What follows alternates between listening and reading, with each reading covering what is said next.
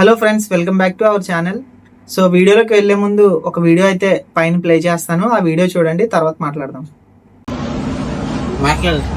మా తమ్ముడు ముందు ఎప్పుడు సరాలు పడక తమ్ముడే బాగా చదివించరా, నువ్వు కూడా బాగా చదివా, అమ్మని బాగా చూసుకోండి ఉంటాంటాడు.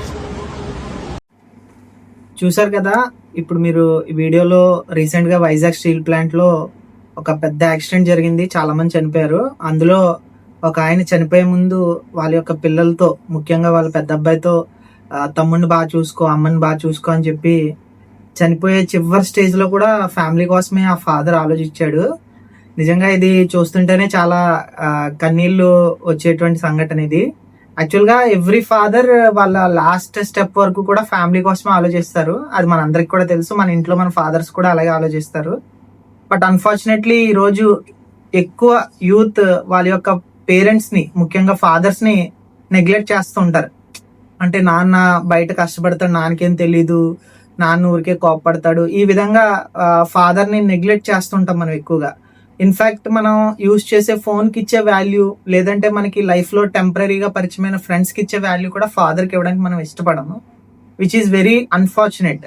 సో ఈవెన్ మన స్పిరిచువల్ ఫిలాసఫీ మనం ఒకసారి గమనిస్తే, while compare to Bhagavad Gita, Bible, Quran, మన యొక్క ఫిలాసఫీ గమనిస్తే, ఏ పర్సన్ అయితే వాళ్ళ యొక్క పేరెంట్స్ని నెగ్లెక్ట్ చేస్తారో సుప్రీం క్రియేటర్ కూడా ఆ పర్సన్ని నెగ్లెక్ట్ చేస్తాడని చెప్పి వాటి యొక్క ఫిలాసఫీలో మనకు అర్థమవుతుంది.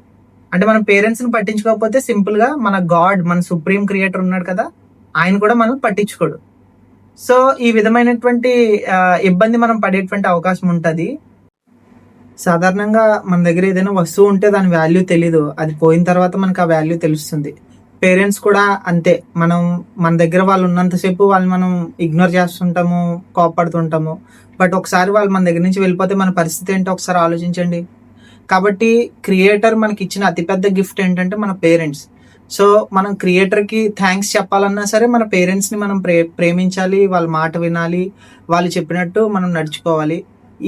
ఈ లైఫ్లో మనకి పేరెంట్స్ కంటే గొప్ప విషయం ఇంకేది కూడా లేదు. సో నా రిక్వెస్ట్ ఏంటంటే, మా షైన్ టీమ్ తరఫున మీరు మీ పేరెంట్స్ని ప్రేమించండి, మీ పేరెంట్స్తో ఎక్కువ టైం స్పెండ్ చేయండి. ముఖ్యంగా మీ ఫాదర్తో మీరు హెల్ప్ఫుల్గా ఉండండి.